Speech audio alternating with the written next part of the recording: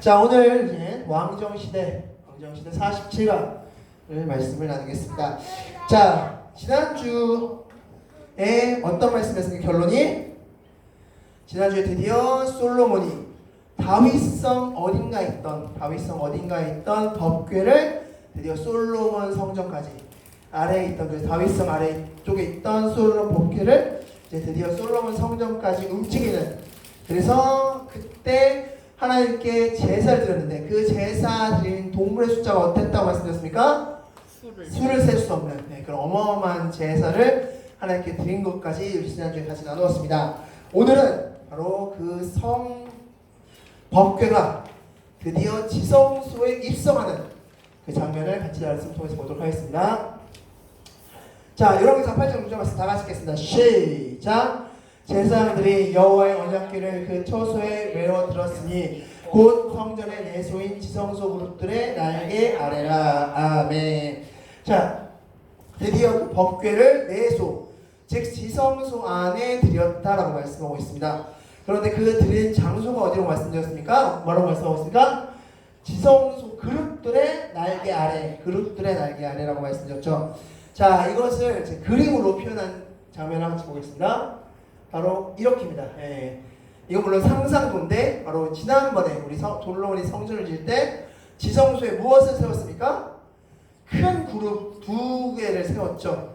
날개를 쫙 펼친 모습의 큰 그룹 두 개를 세웠는데, 그 그룹 밑에 쪽에, 정중앙 밑에 쪽에 지금 지성소를 놓았다라고 말씀하고 있습니다. 그 말씀을 바탕으로 이런 그림을 그렸음을 볼 수 있습니다.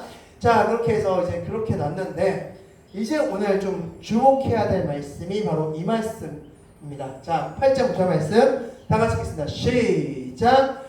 그 궤 안에는 두 돌판 외에 아무것도 없으니 이것은 이스라엘 자손이 애굽 땅에서 나온 후 여호와께서 저희와 언약을 맺으실 때 모세가 자, 모세가 받았던 말씀, 바로 그 돌판에 관련된 말씀입니다. 자, 언약궤 안에 언약궤 안에 무엇밖에 없었다? 라고 성경은 말씀하고 있냐면, 이 오늘 열왕기상에서 뭐라고 말씀하고 있냐면 두 돌판밖에 없었다라고 말씀해 주고 있습니다. 자, 그렇다면 법궤, 즉 언약궤 안에는 두 돌판밖에 없었을까라는 것입니다. 자, 우리가 흔히 알기로는 법궤 안에 무엇이 있다고 알고 있습니까? 법궤 안에는 바로 아론의 쌍난 지팡이, 그리고 만나 항아리, 그리고 법궤. 자, 이렇게 우리가 알고 있는 이유는 무엇일까? 우리가 이렇게 이제 상식적으로 이렇게 알고 있는데, 자, 이렇게 알고 있는 이유는 무엇일까? 바로 히브리서 말씀을 통해서 때문에 그렇습니다. 자, 히브리서 9장 4절 말씀 다 같이 읽겠습니다. 시작. 금양로와 사면을 금으로 싼 언약궤가 있고 그 안에 만나를 담은 금항아리와 아론의 쌍는 지팡이와 언약의 돌판들이 있고. 아멘. 그 안에 아론의 쌍난 지팡이, 만나 항아리, 그리고 언약궤, 법궤, 그러니까 두 돌판이 있다. 바로 이 히브리서 9장 4절 말씀 때문에 우리는 법궤 안에 이런 물건들이, 세 가지 물건이 들어있다라고 알고 있습니다. 그런데 오늘 열왕기상 말씀에서 뭐라고 말씀하고 있습니까? 법궤 안에 무엇밖에 없었다? 두 돌판밖에 없었다라고 말씀하고 있습니다. 자, 그렇다면 무엇이 맞을까? 자, 그것에 대해서 사실 많은 성경학자들이 이 부분에 대해서 많이 이야기했는데, 자, 먼저 결론적으로 말한다면, 자, 두 돌판밖에, 열왕기상 기자는 두 돌판밖에 없었다라고 말씀하고 있는데, 그렇다면 왜 그렇게 먼저 말씀했는가? 이것 때문에 그렇습니다. 성경 구절을 한번 보겠습니다. 민수기 17장 10절 말씀 다 같이 읽겠습니다. 시작. 여호와께서 또 모세에게 아론의 지팡이는 진곡의 앞으로 도로 가져다가 거기 간직하여 반역한 자의 표식이 되게 하여 그들로 내게 대한 원망을 그치고 죽지 않게 하라 라고 말씀하고 있습니다. 자, 하나님께서 아론의 지팡이를 어디다 두라고 말씀하셨습니까? 증거의 앞에. 증거의 아니라고 말씀하고 있습니까? 증거의 앞에라고 말씀하고 있습니까? 증거의 앞에라고 말씀하고 있죠. 증거의 앞에 아론의 쌍난 지팡이 두라라고 말씀하고 있죠. 자, 또 하나 말씀 보겠습니다. 자, 출애굽기 16장 33절 말씀 다 같이 읽겠습니다. 시작. 또 모세가 아론에게 이르되 항아리를 가져다가 그 속에 만나 한 오멜을 담아 여호와 앞에 두어 너희 대대로 간수하라. 아멘. 역시 만나를 담은 한 항아리, 한 오멜의 항아리. 그 항아리를 어디다 두라고 말씀하고 있습니까? 여호와 앞에. 즉 법궤 앞에 두라고 말씀하고 있습니다. 즉 여기서 아론의 쌍난 지팡이도 법궤 앞에 두라고 말씀하고 있고, 항아리 만나를 담은 항아리 역시 법궤 앞에 두라고 말씀하고 있습니다. 둘 다 앞이라는 단어가 쓰였는데, 이 앞이라고 하는 단어로 번역한 원어가 무엇인가? 바로 파님이라고 합니다. 파님. 이 파님이라는 단어의 본래 뜻은 얼굴이라는 뜻을 가지고 있습니다. 그리고 어디 앞에 마주 본다라는 뜻을 가지고 있습니다. 그래서 많은 성경학者, 물론 몇몇 성경학자들은 언약궤 안에 있을 것이라고 생각하지만 많은 성경학자들은 아론의 쌍난 지팡이와 그리고 만나 항아리는 언약궤 안에 들어있는 것이 아니라 언약궤 앞에 놓여 있었을 것이다 라고 이야기하고 있습니다. 즉 열왕기상의 그 기자의 말씀처럼 법궤 안에는 무엇만 들어있다? 돌판만 들어있다 라고 볼 수 있는 겁니다. 즉 성경에서는 아론의 쌍난 지팡이 그리고 아론의 만나 항아리 둘 다 법궤 앞에 놓여져 있었다 라고 기록하고 있다는 것입니다. 그렇다면 왜 히브리 기자는 법궤 안에 세 가지가 들어있는 것처럼 설명했을까? 라는 것입니다. 그럼 히브리 기자가 잘못 기록한 것인가? 라는 것입니다. 그런데 이것은 두 가지 의견이 있습니다. 두 가지 의견이 있는데, 자, 먼저 첫 번째 의견은 이렇습니다. 바로 번역의 오류일 것이다 라고 이야기합니다. 번역 오류. 자, 무슨 말씀인지 보겠습니다. 다시 한번 9장 4절 말씀 다 같이 하겠습니다. 시작! 금향로와 사면을 금으로 싼 언약궤가 있고 그 안에 만나를 담은 금 항아리와 아론의 쌍난 지팡이와 언약의 돌판들이 있고 라고 말씀하겠습니다. 자, 여기서 우리가 주목하는 단어는 그 안에라는 단어입니다. 그 안에. 우리가 그 안에로 번역한 이 단어, 이 원 단어는 무엇이냐면 N이라는 단어입니다. N. 근데 이 N이라는 단어는 뭐뭐 안이라는 뜻도 있지만 뭐뭐와 함께라는 뜻도 가지고 있습니다. 그래서 이 단어는 바로 법궤와 이 세 가지 물건이 함께 있었다라는 뜻이 원래 원어의 뜻인데, 이것을 이제 한글로 번역하는 과정에서 이 N이라는 단어를 안이라고 번역했을 것이다. 그래서 우리가 착각하기로 법궤 안에는 아론의 쌍난 지팡이 그리고 만나 항아리 그리고 두 돌판이 함께 들어있는 것처럼 생각했을 것이다 라고 할 수 있습니다. 그런데 실제로 이 법궤 규격을 생각해 봤을 때 아론의 쌍난 그 당시에 지팡이 크기가 어느 정도였습니까? 우리가 실제 어르신들이 쓰는 지팡이도 굉장히 깁니다. 근데 그때 당시에 지팡이, 우리가 영화에서 우리가 이 성경을 표현하는 영화 같은 데 보면 지팡이 크기가, 모세가 막 지팡이를 든 장면들 많이 보셨을 겁니다. 십계라는 영화 같은 데 보면 그때 모세가 이런 조그만 지팡이를 들고 있었습니까? 엄청나게 큰 지팡이를 이렇게 들고 있죠. 그렇게 봤을 때 그것을 조각내지 않는 이상, 그 지팡이를 조각내지 않는 이상 법궤에 다 들어갔다 라고 보기엔 좀 무리가 있다는 것입니다. 그래서 앞에 놓여 있었고, 히브리 기자의 이 단어는 N이라는 단어가를 우리는 뭐뭐와 함께로 번역했어야 했는데 뭐뭐 안에로 번역하는 바람에 바로 법궤 안에는 이 세 가지 물건이 같이 들어있는 것처럼 우리가 오해했다 라는 게 첫 번째 의견이고, 또 한 가지 의견은 히브리서의 특징을 우리가 기억하면 됐다라고 말씀할 수 있습니다. 첫 번째는 죄의 상징이라는 단어 뜻입니다. 자, 출애굽기 16장 13절 말씀 나가시겠습니다. 시작! 이스라엘 자손이 그들에게 이르되 우리가 애굽 땅에서 고기 가마 곁에 앉아있던 때와 떡을 배불리 먹던 때에 여호와의 손에 죽었더라면 좋았을 것을. 아멘. 이 출애굽기 16장 3절 말씀은 어떤 상황을 말씀하고 있는 겁니까? 바로 만나가 등장한 상황. 하나님께서 만나라는 것을 내려준 상황이죠. 하나님께서 만나를 왜 내려주셨습니까? 그 당시에 어떤 상황이었습니까? 바로 이스라엘 백성들이 불평하니까. 우리가 애국에서 비록 종이었지만 얼마나 푸짐하게 먹었느냐. 근데 이 광야 생활에서는 왜 이렇게 우리에게 먹을 건 안 주냐? 우리 다시 돌아가자! 라고 원망 불평을 하자 그 의미로, 그것에 대한 결과로 내려진 게 바로 만나라는 식물, 바로 만나라는 씨앗이라고 말씀할 수 있습니다. 자, 그리고 또한 민수기 17장 5절 말씀 다 같이 읽겠습니다. 시작. 내가 택한 자의 지팡이에는 싹이 나리니 이것으로 이스라엘 자손이 너희에게 대하여 원망하는 말을 내 앞에서 그치게 하리라. 아멘. 자, 이 민수기 말씀은 어떤 것을 말씀하고 있는 겁니까? 바로 지팡이, 아론의 쌍난 지팡이죠. 어떤 상황이었습니까? 왜 하나님이 너희들하고 대화해? 야, 우리하고 하나님 대화하면 안 돼? 왜 너희들만 택한 자들이야? 야, 우리도 하나님 백성이야. 우리랑도 해야 돼. 막 이렇게 막 그러면서 반역을 일으키고 그 레위 지파를 향해서 막 반역을 일으키니까 하나님이 야, 너희들 각 지파별로 지팡이 하나씩 가져와. 다 지팡이를 세웠습니다. 일렬로 세웠습니다. 그리고 그 내일 아침에 그 특정 하나님께서 어떤 역사를 이루실 것이다 말씀하고 내일 아침에 딱 되니까 아론의 쌍난 지팡이에 무슨 열매가 올렸습니까? 살구 열매. 살구 열매가 달렸죠. 아론의 지팡이만 살구 열매, 즉 죽은 나무였던 그 지팡이에 살구 열매가 열림으로써 하나님은 아론을 택한 레위 지파를 택했다는 것을 그 말씀을 통해서 보여주셨죠. 자, 바로 이 지팡이. 자, 그렇다면 이 만나 그리고 지팡이 둘 다 뭐의 결과였습니까? 죄의 결과죠. 죄.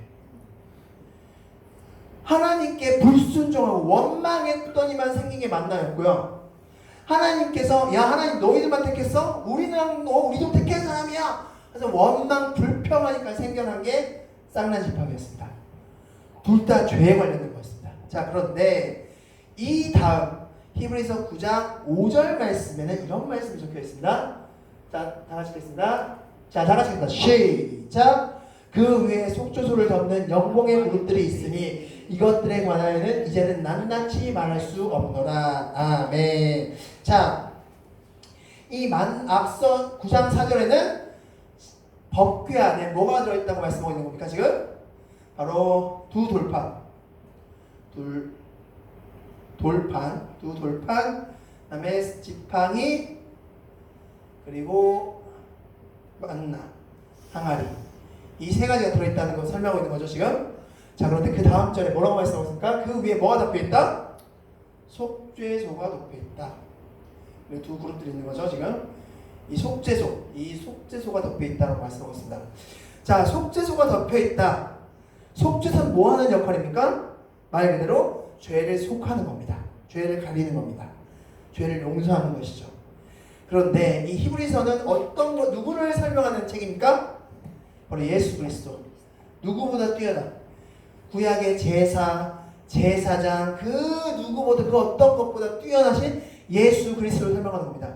그렇다면 이 법궤보다 누가 더 뛰어난 걸 말씀하는 겁니까 지금? 예수 그리스도가 더 뛰어남을 히브리 기자는 설명하는 겁니다. 그러면서 예수 그리스도의 목적을 설명함에 있어서 예수 그리스도의 목적이 왜 이 세상에 오셨습니까? 죄를 사하기 위해서. 이걸 설명하기 위해서 이 법궤에 모든 게 들어있고 이 법궤 위에 속죄소가 덮여짐으로써 죄가 사해졌다는 것을 설명하기 위해서, 즉 실제로 법궤 안에 다 들어있다기보다는 죄를 용서하시는, 죄를 사해 주시는 예수님의 속성을 좀 더 쉽게 이해시키기 위해서 일부러 그렇지 않지만 히브리 기자는 이 법궤 안에 이 세 가지가 다 들어있는 것처럼 설명했다는 겁니다. 그럼으로써 예수님이 법궤 속죄소의 역할을 해주신다. 그런데 이 법궤보다 훨씬 뛰어나신 분이 누구시다? 예수 그리스도다 라는 걸 설명하기 위해서 히브리 기자가 일부러 법궤 안에, 실제로는 법궤 안에 들어있지 않지만 법궤 안에 들어있는 것처럼 설명했다는 게 두 번째 의견입니다. 자, 그래서 이런 의견들이 있습니다. 그래서 왜 열왕기상에는 법궤만 들어있다고 설명하고 있는데 히브리 기자는 세 가지가 다 법궤 안에 들어있는 것처럼 설명했을까? 이런 이유 때문에 그랬을 것이다 라고 추측하고 있습니다. 어찌됐건 우리가 생각하기로는 우리 교회 가운데서는 법궤 안에 무엇만 들어있다?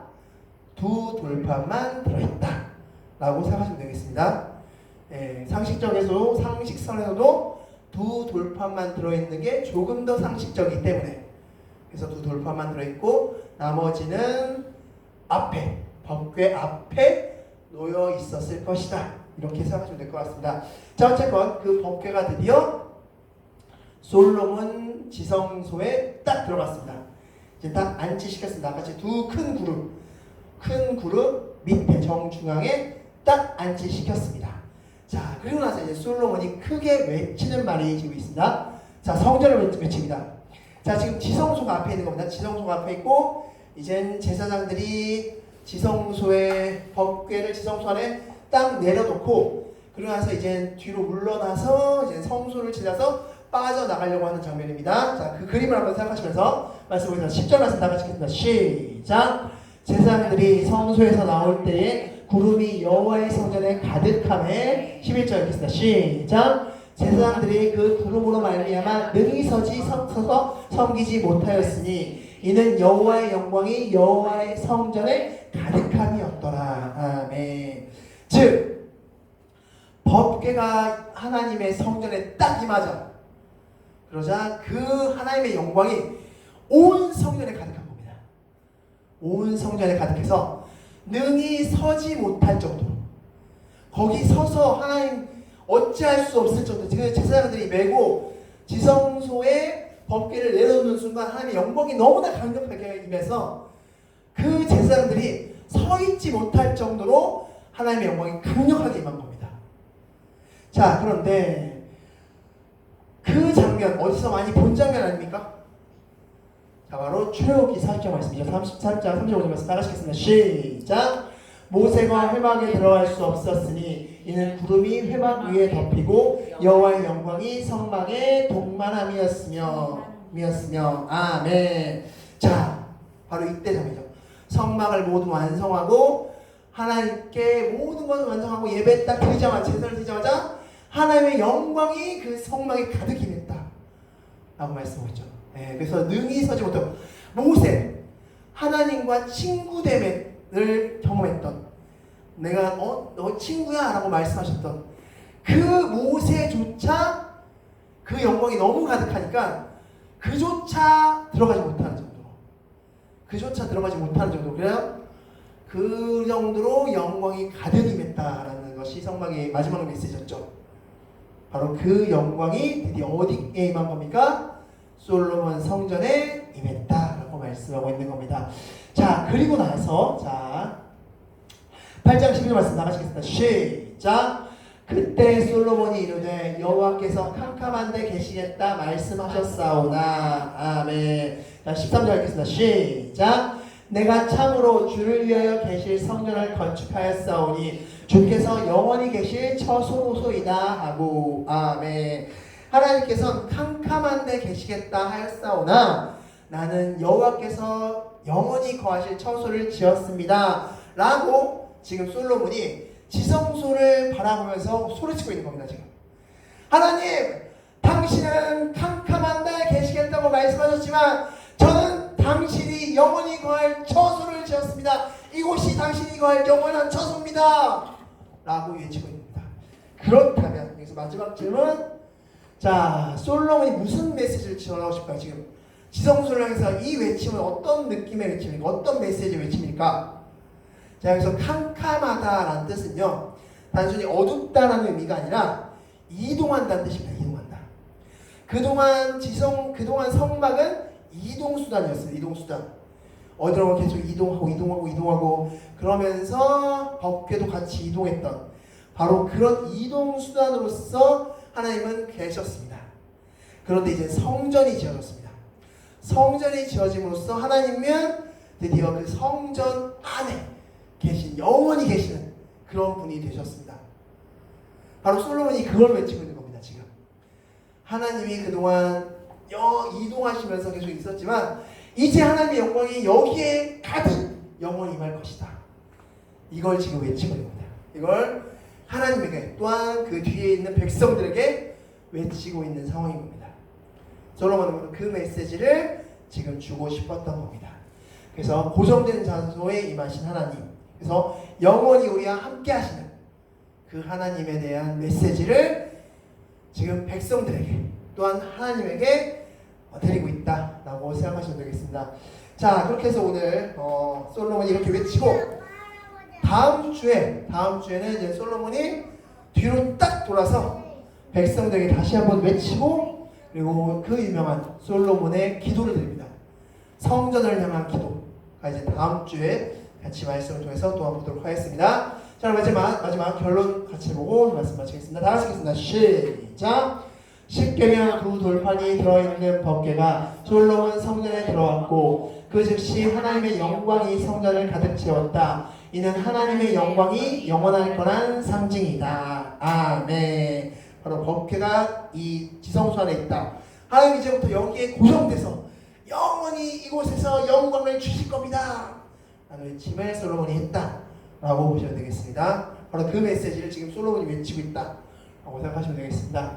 자, 이제 화면과 주로의 문제를 같이 나누도록 하겠습니다. 자, 법궤는 어디 안에 놓였습니까? 네, 두 그룹, 지성소 거대한 그룹들 날개 아래 라고 되어있습니다. 거대한 그룹들, 그 당시 그 전에 만들었던 거대한 그룹 날개 아래 그 밑에 바로 법궤를 놓았다 라고 보시면 되겠습니다. 자, 법궤는 무엇만이 들어있었습니까?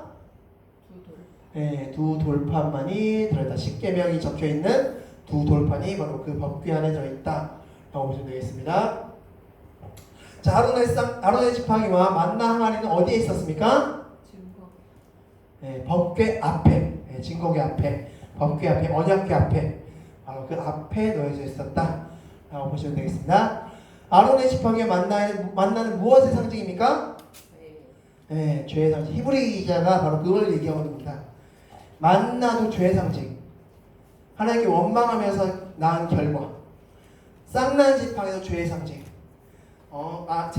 레위 지파를 인정하지 않고 아론 제사장들을 인정하지 않음에 대한 결과. 이 둘 다 그 죄의 상징이었다라는 것을 말씀하고 있는 겁니다.